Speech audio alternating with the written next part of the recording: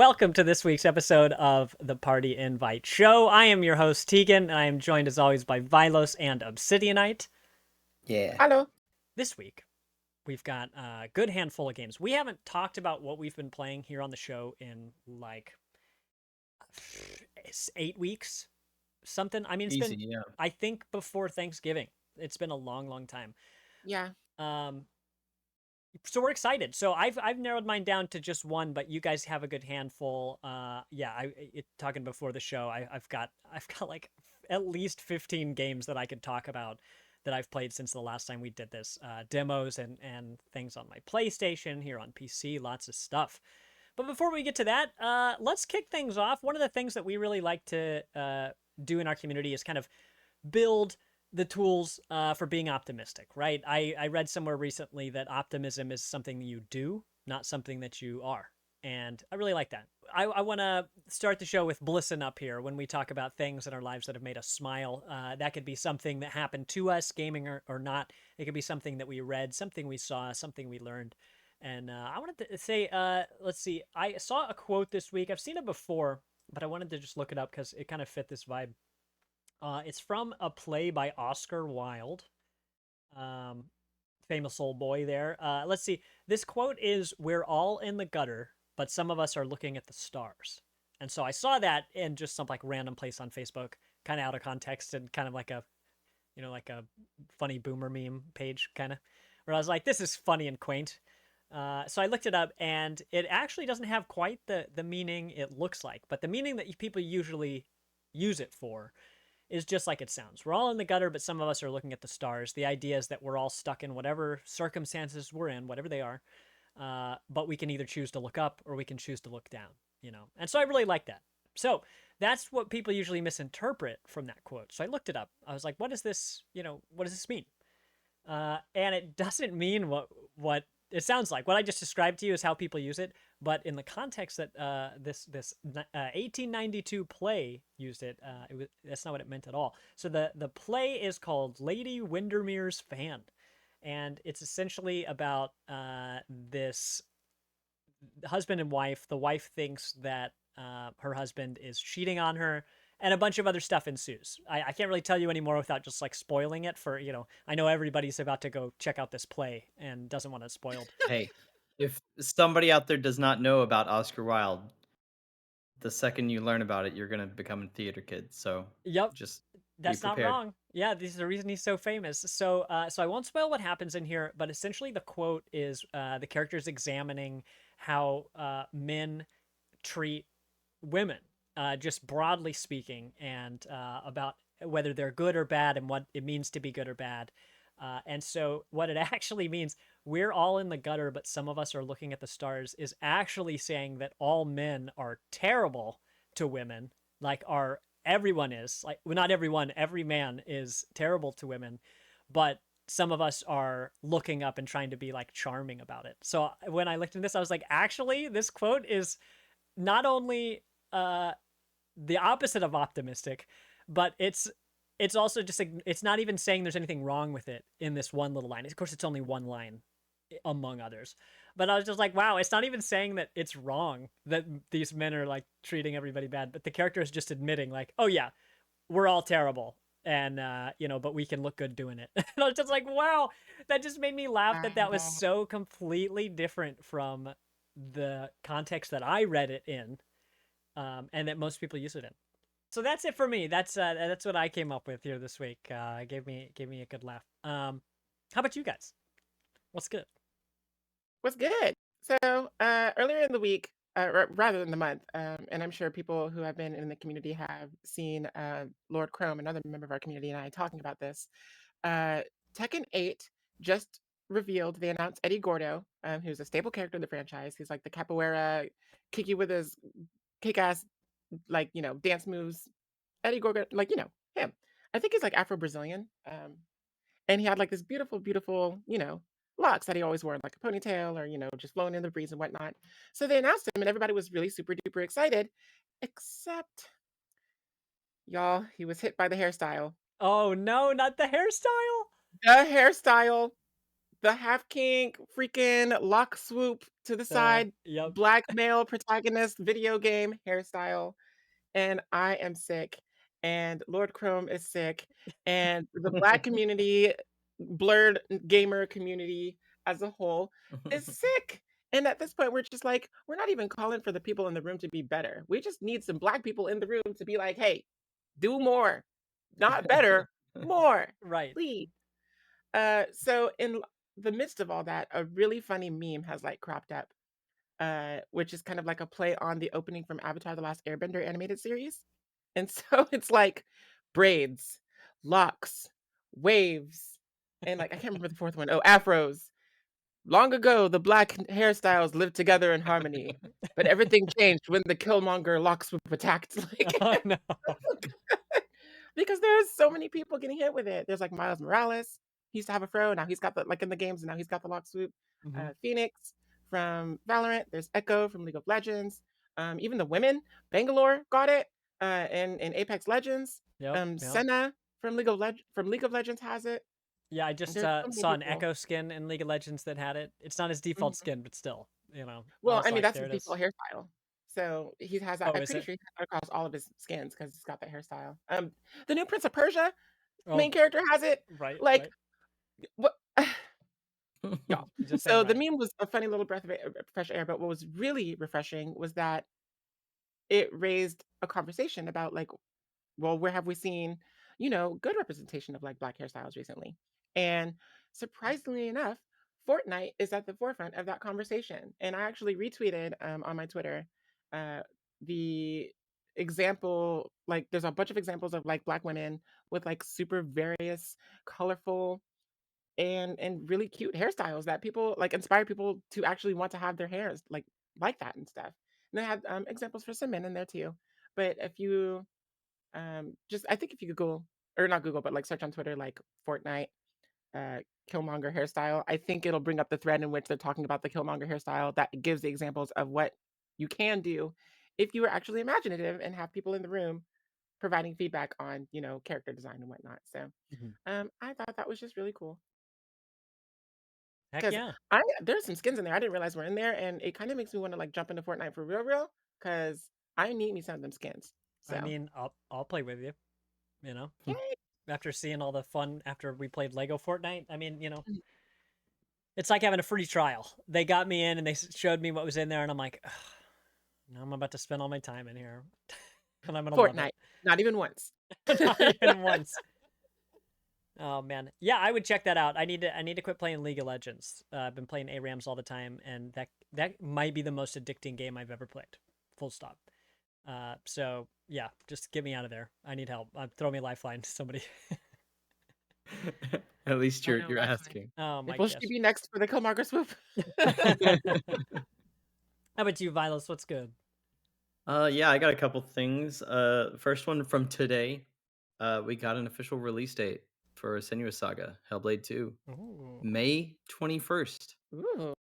A lot sooner than most of us would have said. And we'll see if Ninja Theory sticks with that. But I am super hyped for that game. That is the I think that's my number one most wanted game for the year. Um, and then I'm going out this weekend. Actually, gonna hang out with a friend.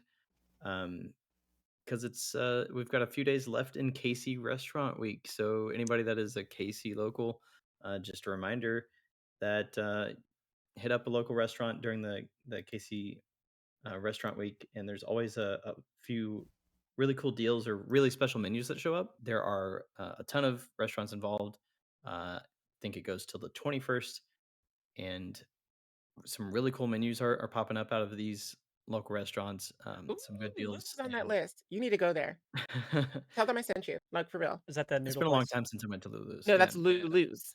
I'm talking about Lula's Southern Oh, Cookhouse. you said I don't Lulu's. know how Okay. I Yeah, mixed those up. Yeah. Hmm. yeah, get it together.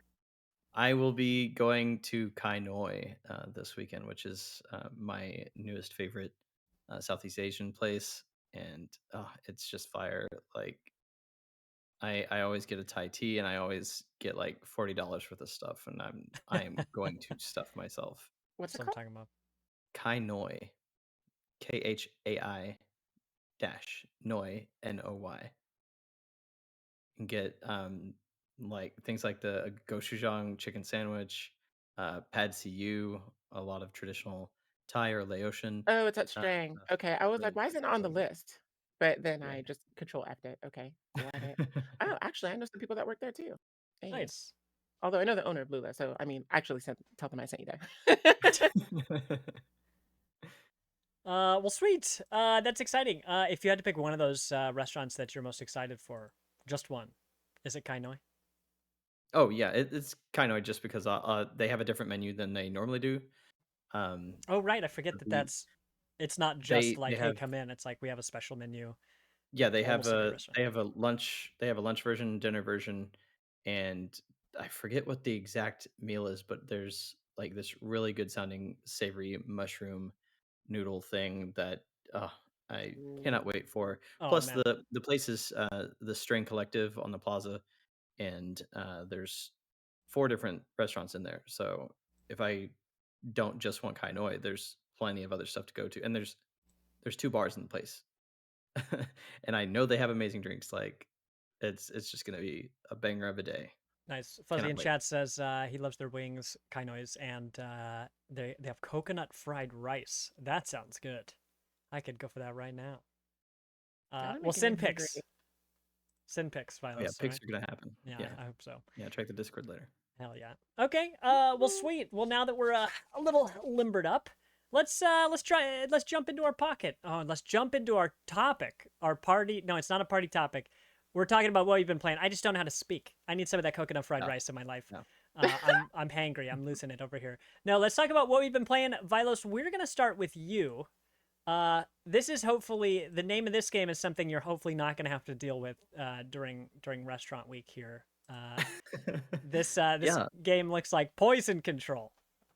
Poison Control. I briefly mentioned that I was going to talk about this one, and so yeah, this screenshot is one of the lovely characters that you have to deal with right off the bat. Mhm. Um, Uh-huh.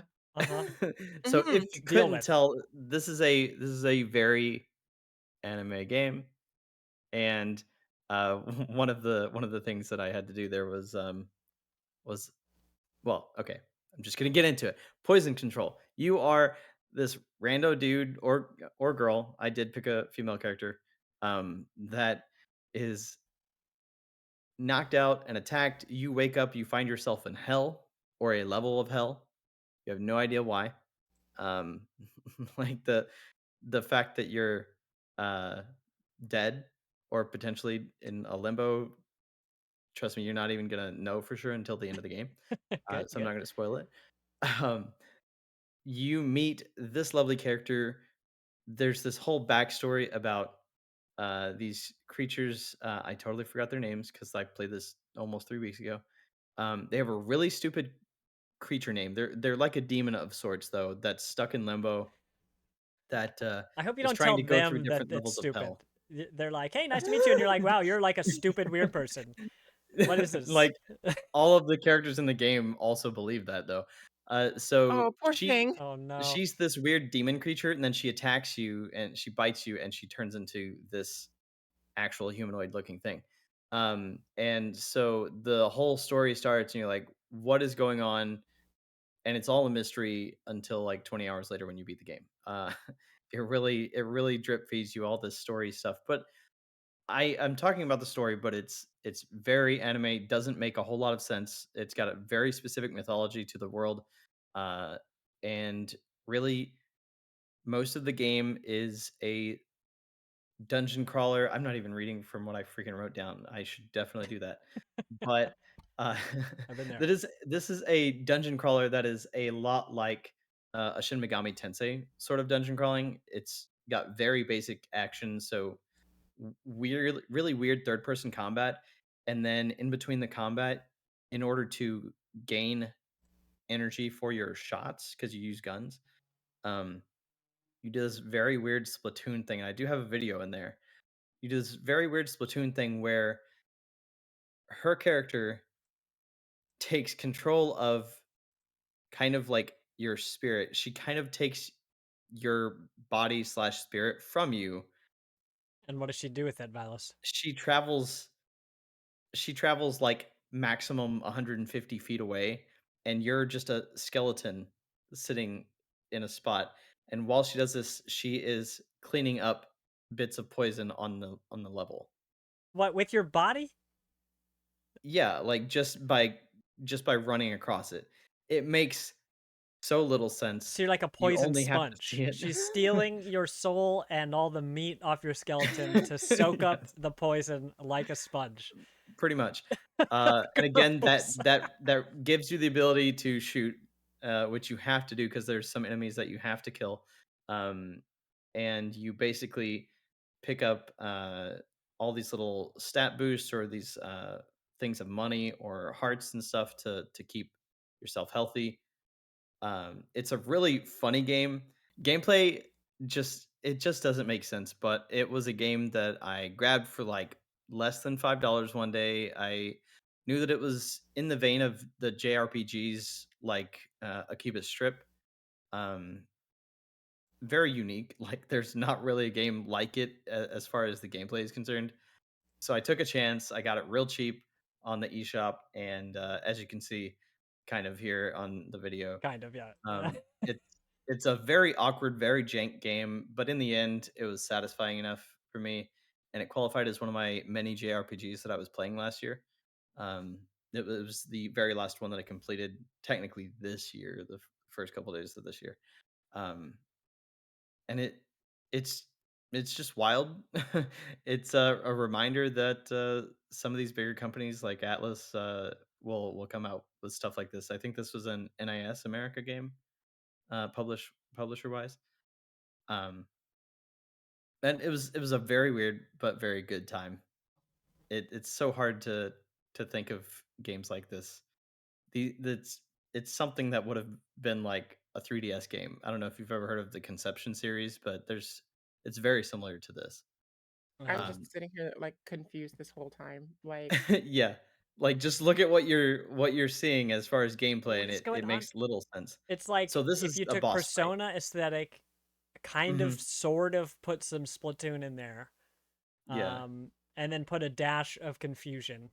Actually, let's put several dashes. In fact, actually, let's just dump the bowl of confusion into the ooh, oven. the that draw distance is rough too. Yeah, exactly. It's real bad. And you can't quite see my skeleton, but like this is my character, and then you see the little character. That's actually her. But then when she takes control of you, she technically takes control of a bigger version of herself while you're a skeleton over in the corner. Like very Obviously, little makes sense. The story is really funny though, and it does get into some dark shit.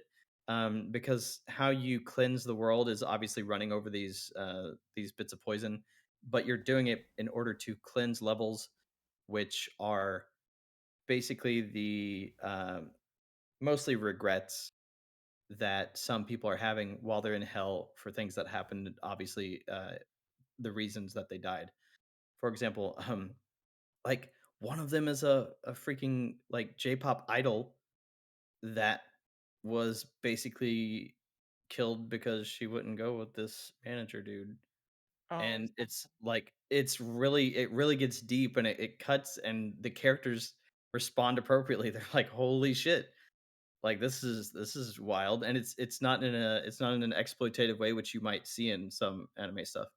But they're very real about it. They're like, okay, we feel sorry for you. What can we do? Because the whole point is to get these people to ease up their final thoughts in this world, so they can, let their spirits go, you know, I and didn't get out of hell.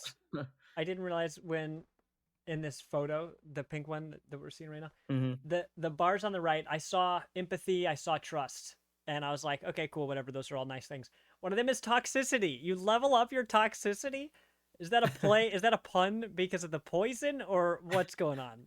And that one's actually really funny, and it's a good bit of the leveling, although the game really does not go into what any of that means at all. It strictly goes by what you choose in dialogue options. So toxicity is it's like actually Renegade and the other one. You could tell which path I chose. Yeah, it's pretty much that. Paragon, I got The there. thing I was thinking of is Yeah, in when you Undertale when you fight Papyrus and all those bars and things come on screen and none of them matter at all. Like yeah, like, humidity uh, and synergy and toxicity and trust all pretty much go with doing something towards this character because,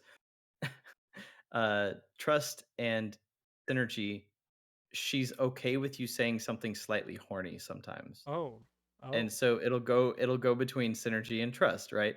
But then toxicity is being, like, overtly bad about something, like, there's a few lines in there where she says something, like, self-deprecating or whatever, and you're like, "Mm-mm, girl," like, you You're really thicker get than a into bowl of oatmeal. yeah, you really get into, like, what you wanna do, and she's like, "Oh my god," like, "Okay, reel it in," like, I didn't need to hear that, and obviously, that stat will go up.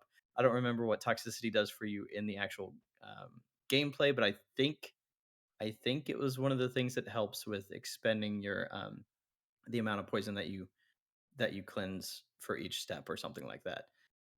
It's something weird, but yeah, it means a little bit, but it's exclusively through dialogue choices.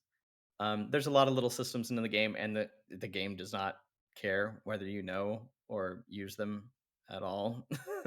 Like I said, the whole experience is jank, but it's interesting. It feels like baby's first Persona sort of experience, mhm. but it's a good time. Heck yeah. If you see it on sale at I think it was 374 on the Nintendo eShop when I got it. If you see it for that, by all means, like it's not a complete waste of time. Well, let's keep moving on because you got a few more games to play, but we're actually or to talk about, but we're gonna scoot over to Sid, Oh no, go Obsidian. ahead. That's me. Uh, So, I guess we're gonna keep it in like the general, like East area, because I'm gonna be talking about Naraka Bladepoint, which takes place in fictional Asian-esque country. Um, I'm not really sure what it's called in the game, but it's like really it's pretty much China, y'all. It's like feudal China. But this is a battle royale that plays a lot like Soul Calibur. If you ever played the Soul Calibur fighting games, you've got your horizontal stripes, your vertical strikes, and your vertical strikes, and then your parries and your counters and your things like that. There's a myriad different weapons that you can use, and most of them this is like melee oriented. There are some guns and stuff like rifles and bows that you can use, but it's melee focused. But I haven't played this game, y'all, in like 2 years, something like that. And there have been a lot of changes made to the game. I mean, there's like new areas. There's like a whole new like fantasy like dreamland hub that you can do like special quests in and stuff and interact with these new NPCs, which are like fairy goblins and stuff. It's I haven't delved into that much on stream, but I want to do some more research about it because it seems like you can earn like some exclusive rewards by doing those modes and those missions in that realm. But they've added new weaponry. What you see me using right now, if you're watching live on stream, is they're called dual halberds, and they have this really cool charge mechanic where you can actually charge your attack while you're running, and it leaps into like this Taki-esque ninja combo. But my favorite so far is the new weapon of the fan, and it's so agile. You can counter people so easily, and you can actually blow people away with like gusts of wind and stuff. It's crazy fun. So that's of course it's a fan as well. I mean, I have a fan on my desk, y'all. You know how much I love folding fans. So like, it was calling out to me. I had to use it. It's so much fun. But also they added some new collaborations. So since the last time I played, actually I think I played around the time they released 2B from Near Automata in it. But you can play as 2B. Well, you can equip skins that make your character look like 2B, right? mhm. And then they also collabed with Fallen Dynasty for a character named Wo Long. I don't know much about that franchise, but I'm assuming it's a faithful recreation of that.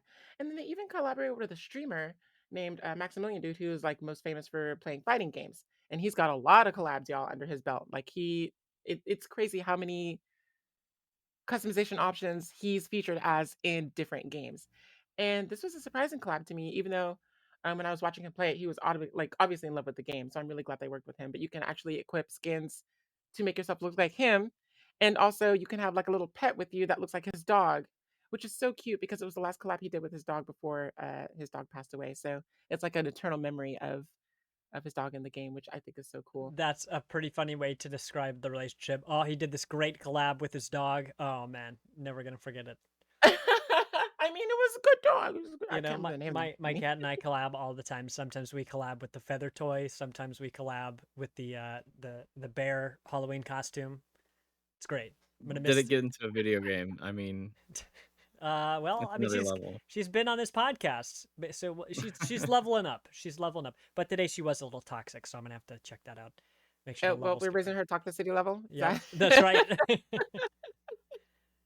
You know, So, you only and level then up the skills that you practice, and she's been practicing today. So I think that all cats just have that skill maxed out. It's just whether or not they decide to use it. That's their empathy and their synergy, there's the right? Paragon and Renegade. But no, that's pretty much it that I have for Naraka. Now, I've been playing this a lot more on stream just because like it's so entertaining, and I got through all the bot matches and stuff, and it really just makes me want to play like jump back into Soul Calibur 6. I was talking with one of our community members about fighting games just the other night, and uh, he and I kind of regaled about playing Soul Calibur 6. And so this is kind of like if you've ever played a Soul Calibur game, you would really like this. It's free to play on Steam. Um, and it's very pretty, as you can see on the footage. It's very, very, very pretty. And I don't know why I put it down 2 years ago because I jumped back in and I just had a blast. So You spent there's so something in here much for time on everybody. the character creator that you were like, "Whew, okay, I beat it." You know what? The engine in this game is remarkable. And I commented on it on stream about how I made Solid Snake as one of our extra life incentives. Mhm. But my favorite thing, obviously, about the character creation is that I get to make meat. And I think I did a pretty damn good job. Like somebody came into my stream when I was playing this and they were like, oh my God, it's you. Like you're in the game. They're like, goddamn. For I real. mean, as much time as I spent in that engine, I'm really glad that that was the initial like knee-jerk reaction they had because I'm really proud of that creation, y'all. That's very nice. Heck yeah. I wish I could just play the character creator, you know? Like, the game looks cool, more your speed than mine, but the character creator, that's for everybody, baby. I wonder if there's any video games out there that are just strictly creating characters. Like you have a mission as like a character designer or something, and you have to like design like characters to meet like a certain criteria from a company or something. I think that would be pretty cool because we have like fashion games, right? Where Yeah. you like make fashion outfits and stuff. So I don't think that a character creation game would be too far a leap from that. I hope so. I'd love to see that someday. I mean, I wonder, maybe some small dev will come up with a, like a demo to just be like, hey, would you guys play this for real? You know? Like, I'd support it. Chat, anybody, community out there, if you guys know of something that exists like this, please let us know because I would love to follow a project like that. It sounds like a game jam thing, honestly. Might want to keep Yeah, an eye on game jam this year. yeah. Can you imagine Games Done Quick is going on right now? Can you imagine a speed run of a character creator? Speaking of dog collabs, there was a dog that did a speed run on Games Done Quick. They did a speed run of Gyromite. Stop it. I don't even know what that means. What is And the Gyromite? dog's name was Peanut Butter. Captain Gyromite is that game with Rob, the old NES game with Rob, the Oh, robotic operating buddy for the NES. oh, Yeah, yeah, that's what Rob stood for? Maybe I knew that and I forgot, but yeah. that's cool. We'll have to talk more about that later. I'm interested in that. But speaking of small game devs, let's see if this one will work for me. Hey, it works. Lethal Company is the one game that I want to talk about. I want to give this its full time to shine here because Lethal Company is a game. For a lot of people, it's been a flash in the pan. You know, people are already not quite playing it as much as they were at first. Imagine Among Us, where you get your friends together and, you know, sure, the game is fun, but really it's about the people you spend your time with. Well, you can see me here in the video. In our very first run, it was me, our friend Russ Dugan, and Fuzzy Man Peach, a couple community members that we've played a few times with in various games on stream. We all jumped in and played this game for the very first time together. So none of us had played before with an asterisk. I had watched some footage from our friend Odysseus, who you'll see footage from later on in this video. But we jumped in here, and I want to say that games like this, it's like Phasmophobia, Lethal Company, and there was another one that I can't remember right now, that they are better when you're bad at them. Oh, Midnight Ghost Hunt. They are games that are better when you're bad at them. When you become good at them, a lot of the like hilarity, a lot of the goofiness disappears, and suddenly it becomes a little bit competitive, which is fine if every single person is competitive. But more often than not, that's not really what these are for. So we started a game together knowing nothing, and the game tells you nothing. It says you work for the company, and you need to go collect useless junk to meet your quota to turn into them for money. That's your job. So there's a wonderful trailer in online of both the actual scariness and the funniness, the great, not dry, like the tongue in cheek sense of humor it has. Go check that out if you don't know anything about Lethal Company at this point. Go check out the trailer. But in this world, it looks like you're seeing the whole world through like a VHS like camcorder. Like it's got this really low poly aesthetic where it's not about high graphical fidelity. It's really just about the vibe that it gives you. And so anyway, you start the game, you've got a little bit of money, and you can order some supplies. So, this might sound a little familiar if you've played Phasmophobia. We started the game, you can buy walkie-talkies, you can buy flashlights. So naturally, I spent, I think, 100% of our money on a boombox. So we started our first game. We had nothing but a boombox. I'm telling you, those tunes were bumping. Look at us in here. We're dancing on a table. Oh my gosh. This is footage the three of us played. Odysseus joined us. Of course, Odysseus has a lot more experience than us, but he was a real trooper in kind of like supporting us and not like teaching us. Because most games, an experienced person wants to teach the people who don't know what they're doing. Oh, watch me fail this jump like 9 times, guys. Like, this is our very first game of the session, and I missed this jump, and we wasted like a quarter of the day. So you land on the planet. Wow. It's bad, and I was like, maybe it's because I'm carrying the boombox. And then one of them picked up the boombox and made the jump, and I was like, okay, maybe it was me. Maybe it was just me the whole time. Just weighed down by all the fat beats. Yeah, well, stuff does have weight, and you lose, like, you have a sprint meter and stuff. Technically, there can be combat in this game. Like, there are a couple. You can either buy a shovel, which I don't know if the shovel digs. I think the shovel is only for hitting things, like over the head, swing it down. You can also, some of the useless junk that you find is like, you can find like a stop sign or a yield sign, and you can bonk things with that, including your teammates. But I found out when I tried to do that they are ultra heavy. They are so damn heavy, and it got me killed. Oops. But yeah, so this game is real silly. You start at the beginning of one of 3 days. You have these sets of 3 days to meet your quota. And so you start the level. Stuff is randomly generated. Some stuff is the same each time, like outdoors. But you find your way into this indoor corridor industrial area, and it's usually very dark. There are all sorts of things in there, like broken walkways, landmines, turrets that will shoot you if you stand near them. And then there are also spooky entities, and we've only seen a few of them. In this video we saw a slime, which is just a really slow moving giant goosebumps looking slime.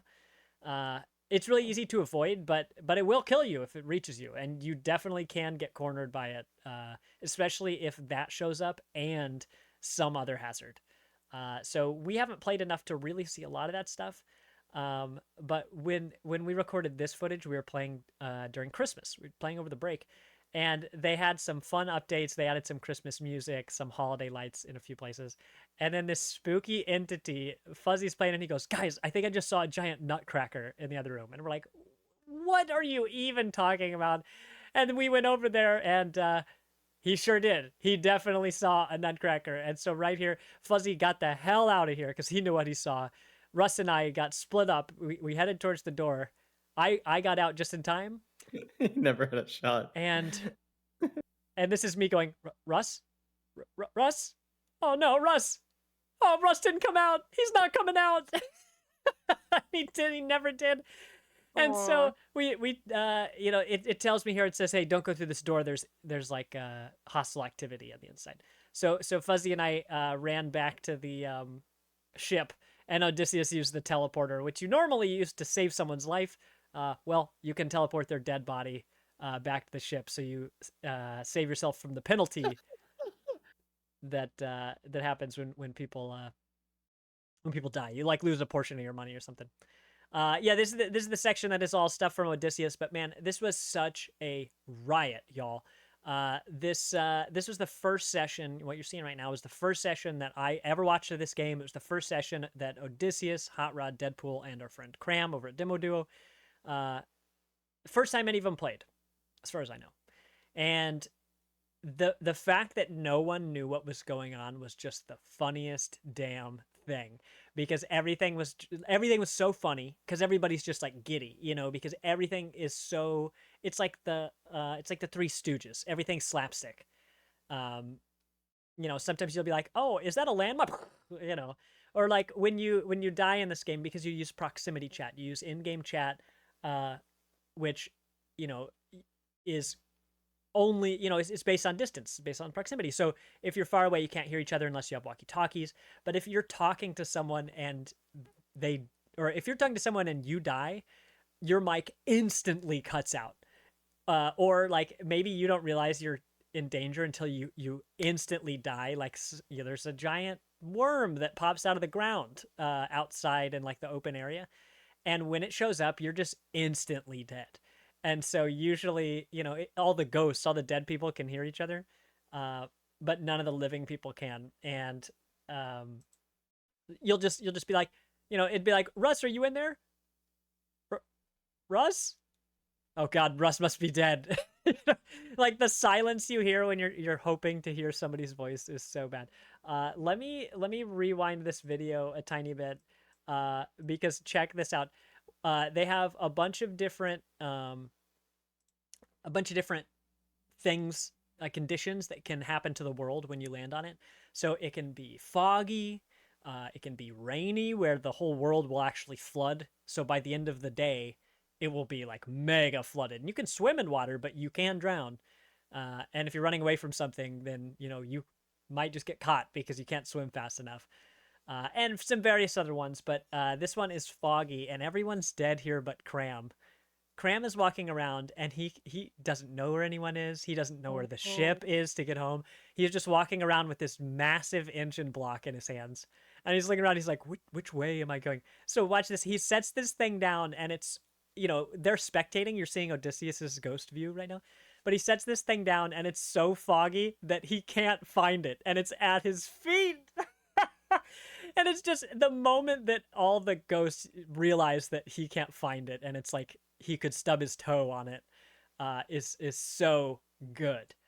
Um, Oh my God, His head looking straight out. It's so funny. yeah, it's right there, and he's like, wait, oh wait, I'm looking up. Then oh, here it is. Oh, thank goodness. You know, but I cannot recommend this game enough for a crew of people who don't know anything beyond what I've said here on this podcast. It's just so damn funny to discover all of these things, usually because you died. Here's Odysseus. I mean, look, I am spoiling a tiny bit of things, but trust me, it's not gonna ruin anything. Here is Odysseus holding an engine block, running around in the fog, and boy, if he doesn't just find some quicksand, you know, he realizes too late. Wait, no, no, no, no, no. He's gone, and that's it. He's immediately dead before anybody can do anything about it. It's $10 full price. You might find it on sale for $7.50. But it was super viral over the past couple months, and for good reason. There's a mod that I watched a few of the gang play that has unlimited. Well, it's basically unlimited players. Normally, it's just up to 4. And this is a game.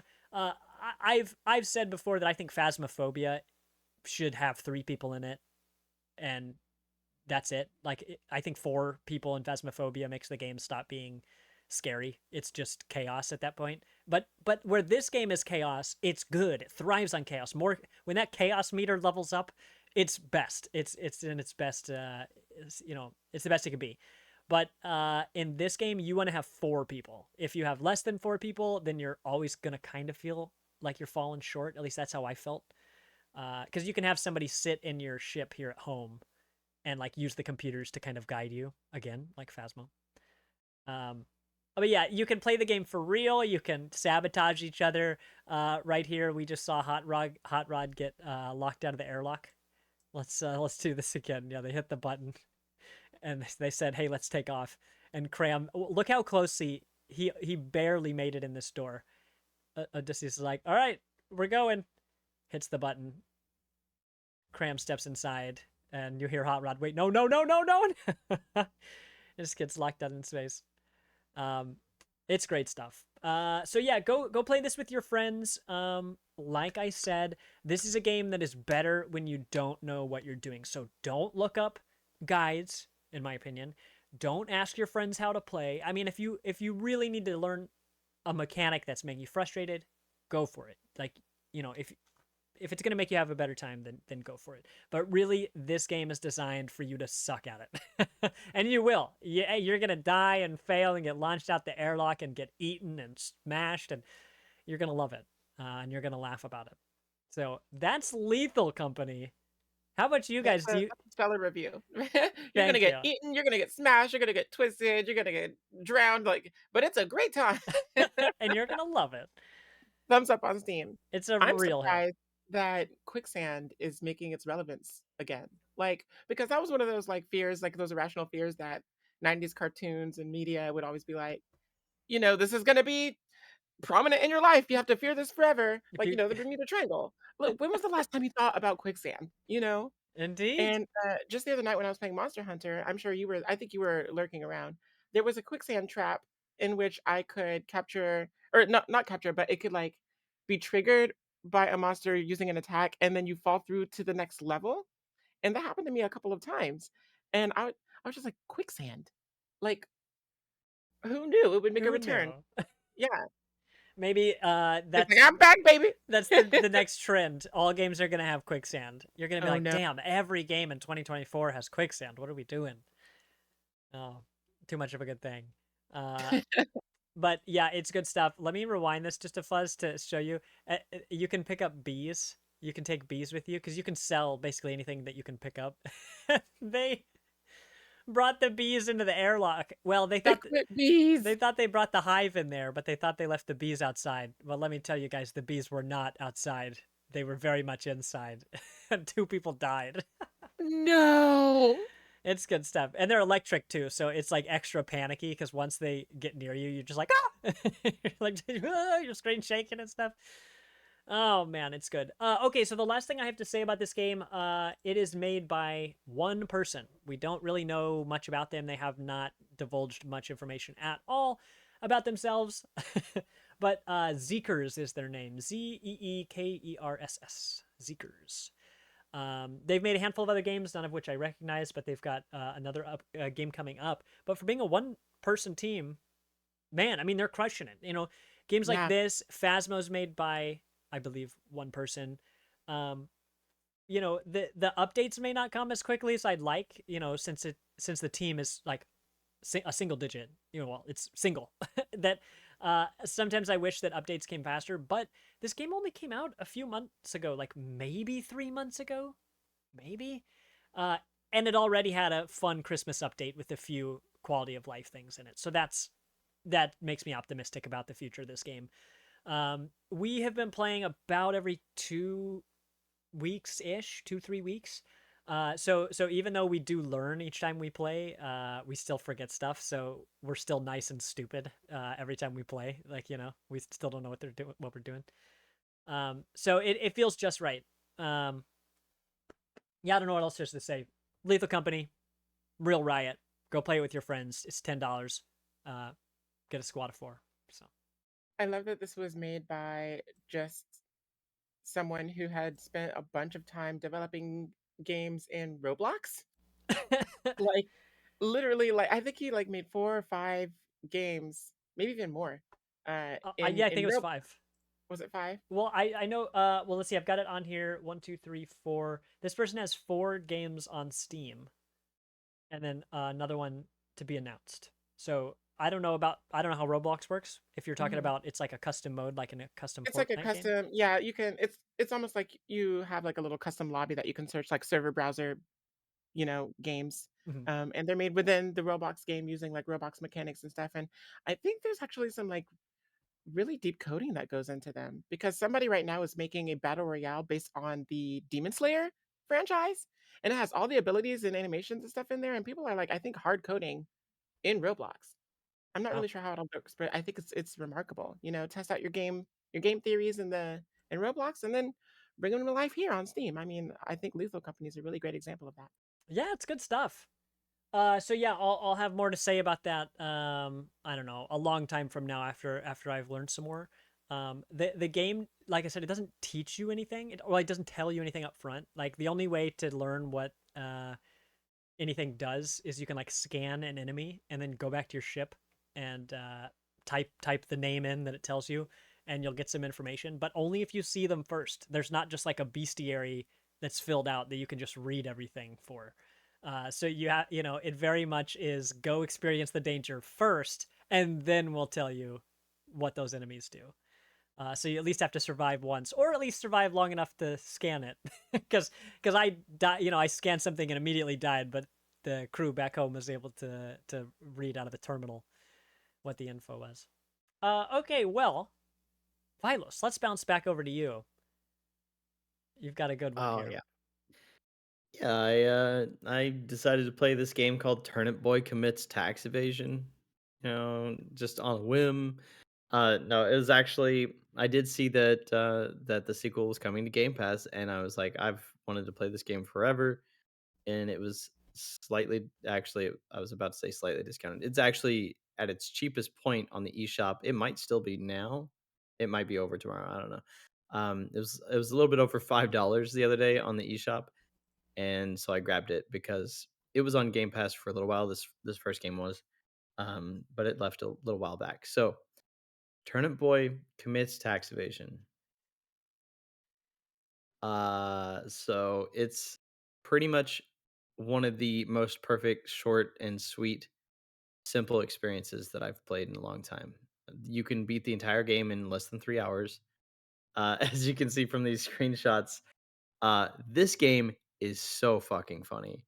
On the one that said you didn't like my drawing is really funny. There's this cat character that is exclusively speaking in Uwu speak, and it's and you are the our turnip boy. Obviously, you don't say anything in the entire game except for when this cat character is talking to you, and they they show you a drawing, and you rip it up. She says this, "You didn't like my drawing," and Turnip Boy goes, "Stop." Like, straight up, it's the only thing he says in the entire game. But it's so funny. The point of it looks like a 2D Zelda-like, very cutesy pixel art, um, extremely limited area, extremely linear game. You start off with being told that you owe taxes and you're screwed. You're going to lose your home. And the very first thing that you do is rip up that warning. That rip is you committing tax evasion. So it sets you on this whole this whole adventure here. Like every screenshot in this game is so funny. It sets you off on this adventure because the mayor Onion of this town, he's like actively on your ass about your taxes. He's like, I own you now. Like you have to do everything I say, or else you're going to jail, sort of situation. And so really, everything stems from what Mr. Onion or Mayor Onion is asking you to do. He asks you to get all these different items throughout the game, and you just go find all these other people that will get you those things. Um, it's really just a fetch quest of a game the entirety of the 3 hours. The combat is extremely, extremely simple. There's combat. Uh, there is combat. You have this little plant sword thing, actually not even a plant sword, it's a soil sword. Um, that you can take out some enemies and like you see on the video here, it's you just have to let it play through here. Bro, why did you kill Jerry? He was defenseless. Oh wait, he had his rent money. Cool beans. You get the sword. Right after you get the sword, you're set up with this snail that's a pain in the ass for this character here, this blueberry, and he's a pain in the ass because he's not going to pay his rent. Little do you know, when you kill the snail, you find out he actually did have the money for rent. And so you get the rent, you give it to the blueberry, and the blueberry actually does you a solid and gives you the check, and this check is so damn funny. The every bit of flavor text in this game is an absolute banger. So right here, the memo says, "Sorry, you dead." It's a $1.25 in tax, so you got $1.25 check. But you're just doing these random things to get all these different items in the game in order to satisfy the mayor.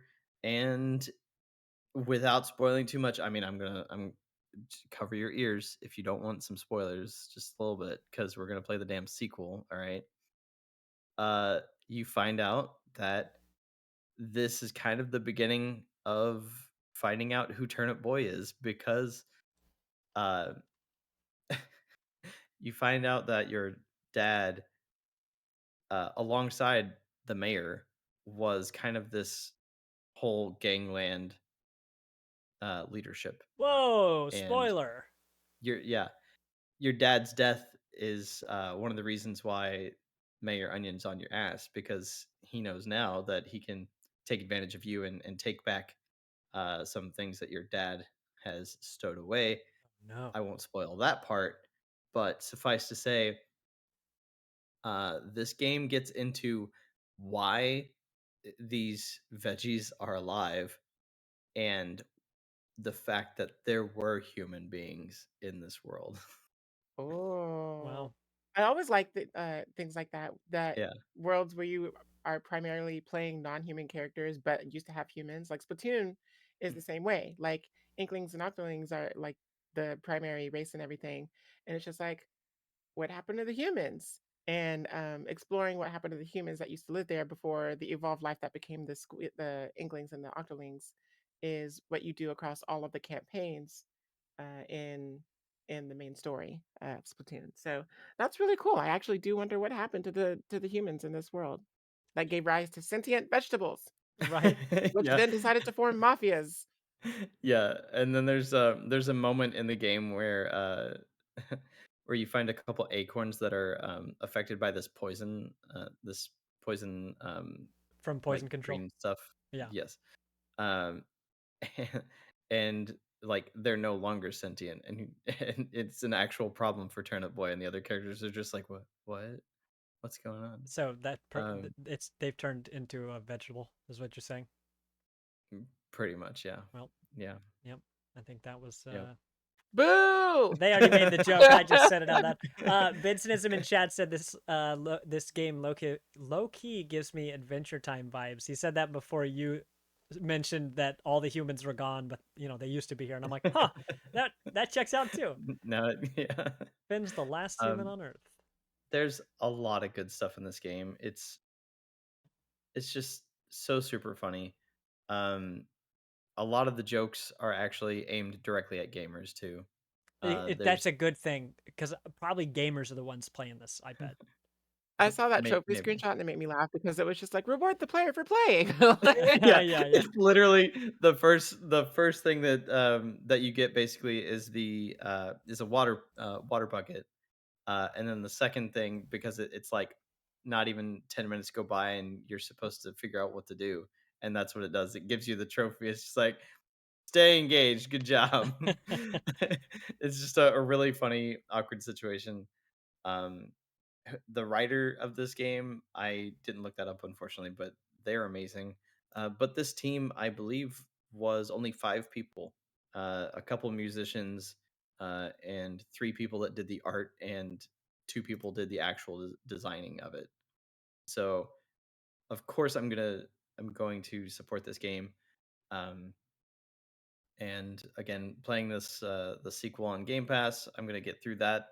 I expect it's probably pretty short as well, and I'm sure I'll just buy the sequel on Switch too, just to get that extra support later. So I'm really hyped for the sequel here, I'm and excited to watch you I play mean, that.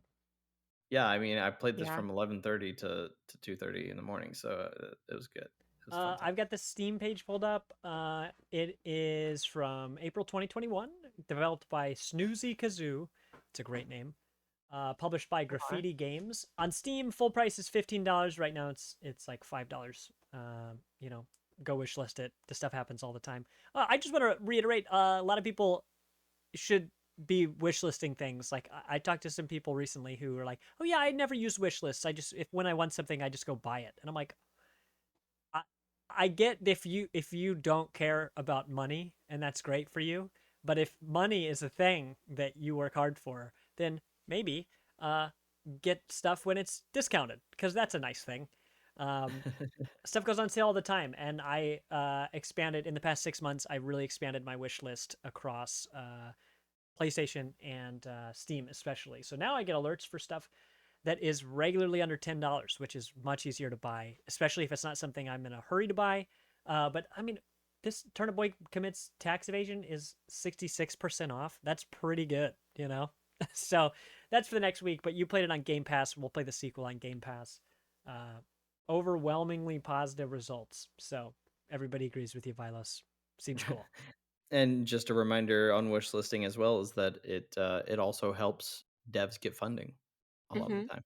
Oh, yeah. So Because it shows interest in the product. mhm. It's like kickstarting without money. Hey. Yay.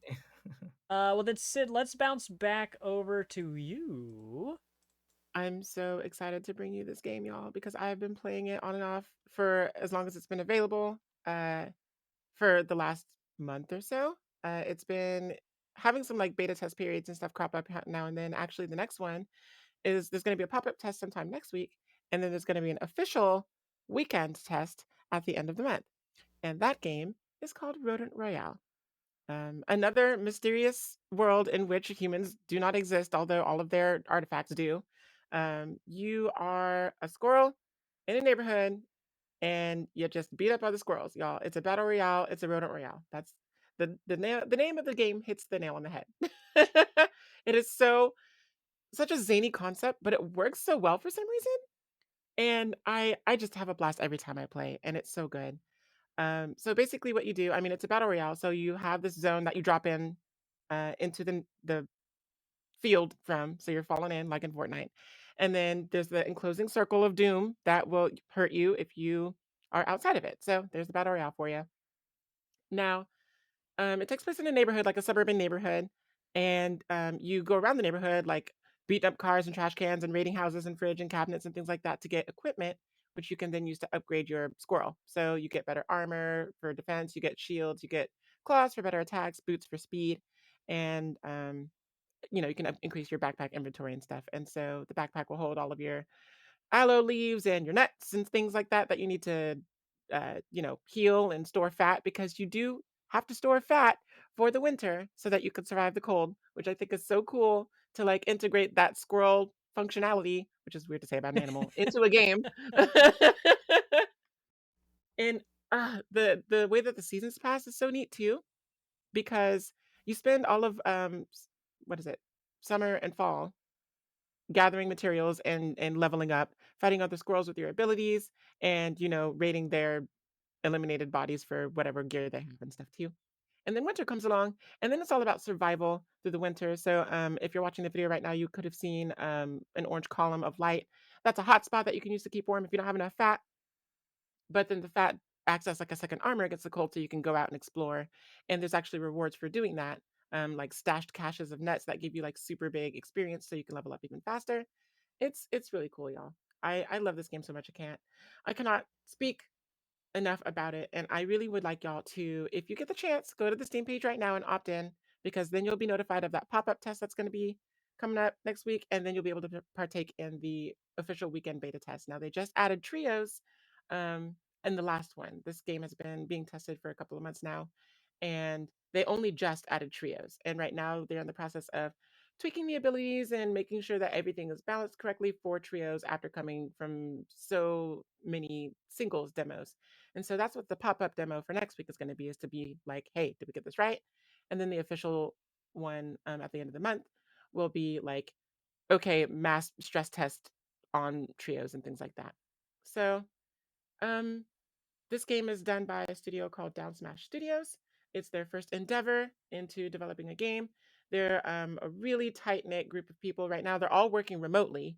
So they used to have an office, but then the team is so small that they were just like, okay, well, we don't need to be paying the overhead to rent an office. And now we're working remotely. And they're super supportive of all of the people that are playing their game. They'll drop in the stream, they'll say hi, they'll answer your questions. And they're really active in the Discord. So if you go to discord.gg/Rodent Royale, and join the Discord, tell them I sent you. And, if you have any questions about the game, feel free to ask. Or if you want to, be a part of the community, please do, because this game is so much fun. And it really is like one of those indie darlings, despite being a game that is a battle royale, which I believe is an oversaturated genre, especially nowadays. This is definitely a unique take on the genre, and I'm really glad it's here. Oh my gosh, is your character's name Succubu Woo? Or was that No, that's the character I'm fighting. So what we're watching right now on the stream is a montage that I made of this game. And if you recall in a past podcast, I said, my theme of the end of last year was poison. Well, that all started with Battle Crush, which is the battle royale with the Greek Roman, like Greco-Roman, because I played Medusa in that. And then it continued on into Rodent Royale, and I made a whole montage about me just kicking ass with a bunch of poison moves.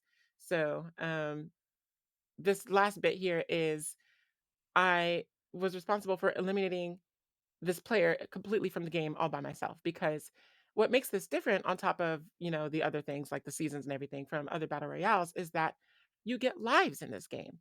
You're not incapacitated and have to be revived. You just get lives. So if you're knocked down, then like if you lose all your health, you lose a life, and then you respawn, you fly back in and you respawn to the map where you are. So you don't lose all of your gear until you're completely eliminated from the game, at which point you have lost all your lives, right? So in singles, you get 3 lives. And in um, trios, you get 2 lives each. And I think that's a really good nerf on their part to make sure that the games don't go on for too long, because the lobbies already only consist of, I think, up to 30 players. So they're pretty small lobbies. And even in fact, when they did trios for the first time, it was only up to 15 players. They cut the teams in half because they wanted to make sure that the game could handle not only all of those players in the party system that they had just implemented, but just to be sure that the mechanics were just right off the bat anyway, right? So it's really cool. They have been super transparent with their intent for all of the things that they plan to do. They have like an internal roadmap. They don't have a graphic for it yet, but anyone who asks, they're just like, "This is what we plan to do." Bam, bam, bam. And yeah, I have a really good time playing this game, and I cannot wait to play next week, y'all. Heck yeah. I'm Yeah. excited. Okay, we'll put the call out in our Discord and try to get some people to join you. To reiterate, this is free. It's a free game. You just got to be Mhm. able to get into it. So you got to pay attention for the pop-up test you got to study for Yeah, next week, so it's right? up and on Steam. And then if you join the Discord, they make announcements and stuff about like, "Hey, it's your chance to get in." Blah blah blah. Sweet. Well, yeah, we'll put some stuff together and keep an eye on our Discord as well, so you can play at the same time as everybody. Because this seems like a fun game to play by yourself, but a better game to play with friends. So neat. So that's Rodent Royale. Vilos, you got one left. Let's hear about it. Yeah, there's not a whole lot to this one, but again, with poison control, I was finishing up the early part of this month and end of December. I was finishing up my JRPG Gauntlet, and so the second to last JRPG that I completed was Dragonquest, um, the OG. I didn't play it on NES or something like that, DQ. but I The played. initials are DQ. Oh yes, Yeah, yes. not OG. Dairy Uh, Queen. the Dragon Quest was remade for Switch just a couple years ago, or not remade, but remastered for Switch a couple years ago. And to be honest, it looks gorgeous as you can see on the screenshot. It's very pretty. The art is just maybe oversaturated, but the the old timey graphics are just clear cut, absolute perfection. The story is basic as hell.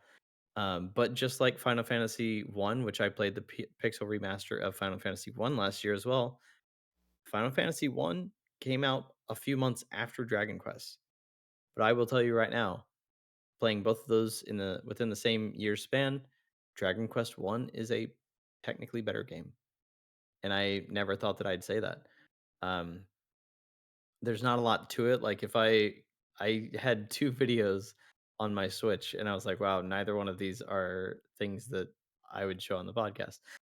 Um, so, because one of them was, you do have a save the princess sort of situation, and I thought it was really funny because, you're all of a sudden you go from the regular game level to going to the world map. Obviously, the whole world is huge, and your character's normally really tiny. But when you save her, you're both actually very large on screen in the world, and it makes no sense. It looks really hilarious because you're carrying her, and it was obviously like something that just looks off because of how they remade the game visually, and it's just really funny. But you literally go through like 2 menus to get out of the to warp yourself out of the dungeon, go back to 2 menus to warp yourself back to the castle, and then you run through the castle to get to the king's throne and be like, "Yo, here's your princess." Um, but it's really funny. It's an entertaining game for the old jank that's there. Um, I just like with Final Fantasy, I kept the speed button down the whole time. You can beat Dragon Quest One in a day within 10 hours. So I did it in one setting, and it's nice to see. I've got Dragon Quest 11 to go into sometime this year or next year, even uh, out of huge list of another chunk of JRPGs that I want to finish, and it's just really nice to see where things have come. Because I played Final Fantasy One last year, and I played Final Fantasy 16. Which one's Like better? it, boy, it's 16. He's not playing around. I Yeah. mean, Clive alone. Clive? Mm-hmm. Clive. Yeah. Okay. Oh yeah, it's Clive. You're Just like, we love Clive. His name's Clive, right? It's really great to see how far these games have come, though. Especially playing so many JRPGs lately. Um, and so I've kind of come full circle with that. Got a lot of new JRPGs to play. Most of my retros are kind of on the back burner. Um, Still got like Tactics Ogre to play. I got Final Fantasy Tactics See, on Ogre, my that's the Vita the other OG. day. R-E. Yeah, yeah, Yeah. Agra. literally.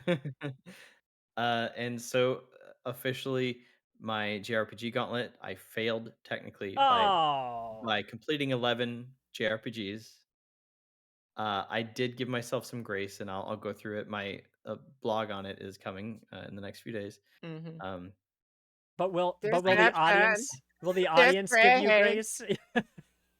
well, the audience can, I got some words for them, but yeah, I gave myself some grace, and towards the end of that time span, I had like 5 or 6 days left that I could finish a game, and I was done. I finished Final Fantasy 16 and Poison Control and Dragon Quest within a weekend, and I said no more. Good. I was done. Good. Um, That's a lot of because games. trust You me, can I only fight had God so many times, right? yeah, I literally had a couple Turnip Boy RPGs Turnip sitting Boy there. Fights God is the end of the series. You know what? I hope that actually is a game in the future.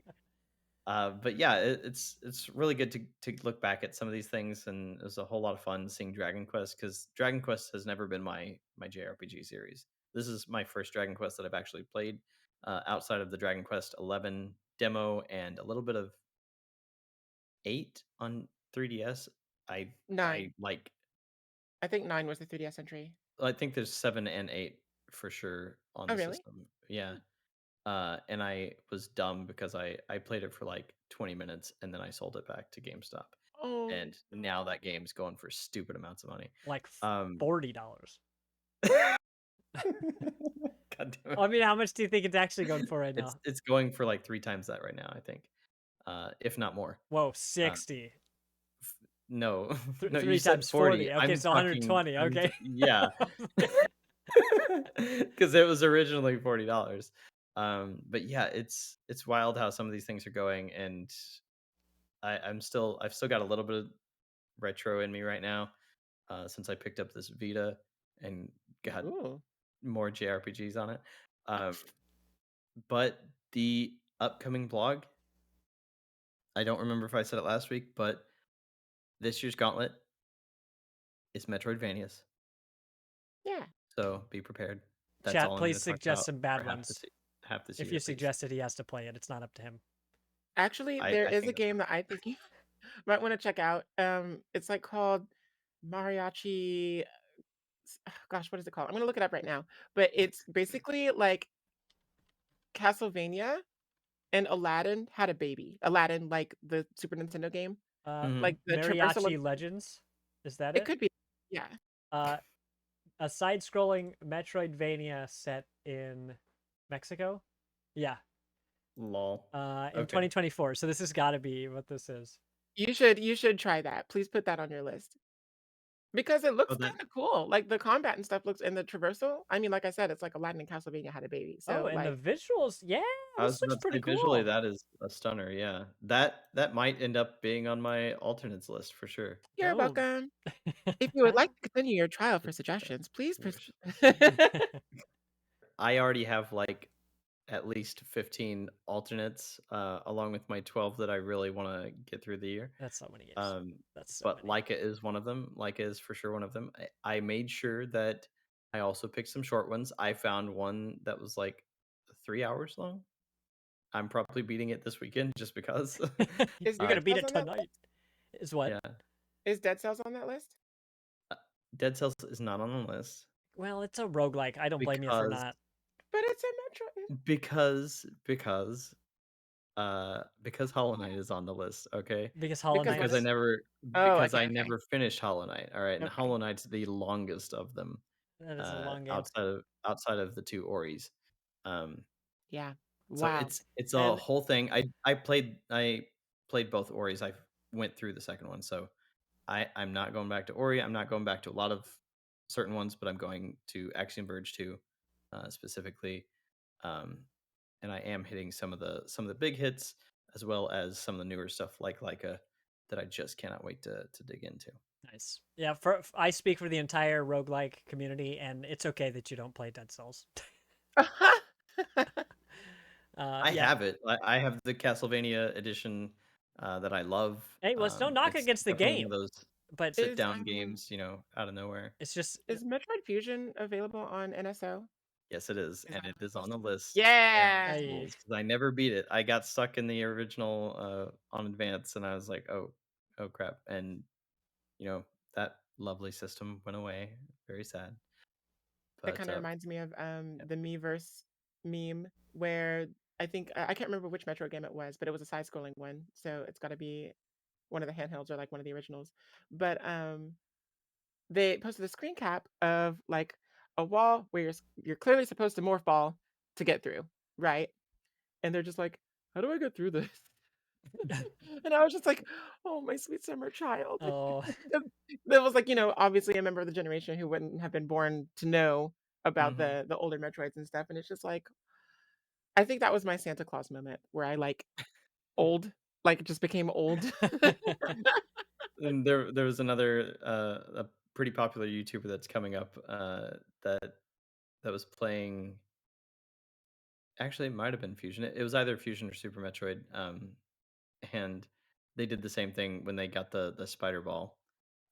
They were making a very jank jump up this wall, and then they fell down, and they're like, "Oh, wait a second," and they just go, "Nyeh," just go straight up the wall with absolutely no issue because that's the whole point of the suit, and they're like, "God damn it!" Just like some of the things that are taken for granted in games now, it's just really funny seeing that. And yes, I'm also legally obligated to tell you, Tegan, that Super Metroid was SNES. There is a Oh, GBA remake in Zero Mission. oh yeah, I'm Yeah, thinking The of Zero OG Mission. Metroid was the original NES. Metro was on NES, and Yeah, then Super. So the Super comments will Metroid. come first later. So Although a very sad NES or a very sad Game Boy version does exist, so it is what it is. Okay, well, interested to hear more later. So let's looking forward to maybe a blog post about it. I'm sure we'll hear about it here on the podcast. By the end of this weekend. Hell yeah. oh You're like wow, by tonight. that's a good turnaround.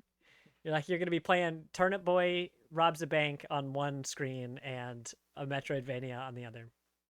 Just evoking the Hackerman. Just Yeah, right. I mean, Games Done Quick's going on right now. So this is your you got to cut your teeth on these games.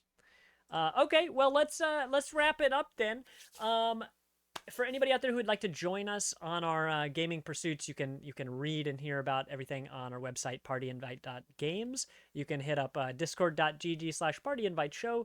That's where we spend most of our time talking to everybody, brainstorming ideas, reading news articles, sharing screenshots, doing watch parties together. Today there was some sort of Xbox showcase I got to go catch up on. There's a lot of stuff that we can do to share the gaming world together, and our Discord's the best place to do that. But we're going to end the show here and move on to rob a bank with Turnip Boy. I've been your host, Tegan, Vilos, Obsidianite. Thanks, y'all.